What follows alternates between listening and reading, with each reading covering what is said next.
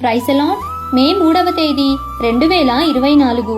ఈరోజు దేవుని వాగ్దానం. నీతి నిమిత్తము హింసింపబడువారు ధన్యులు, పరలోక రాజ్యము వారిది. మత్తయి సువార్త 5వ అధ్యాయం 10వ వచనం. భక్తిహీనులు నీతిమంతుల మీద దురాలోచన చేయుదురు, వారిని చూచి ఈర్ష్యపడుదురు. నీతిమంతులకు యెహోవాయే సంరక్షకుడు.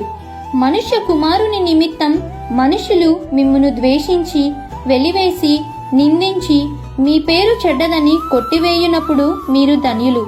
ఆ దినమందు మీరు సంతోషించి గంతులు వేయుడి, ఎందుకనగా పరలోకమందు మీ ఫలము గొప్పదగును.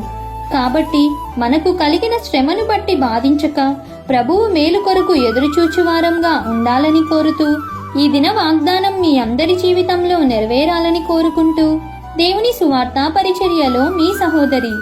ఆమెన్. God bless you.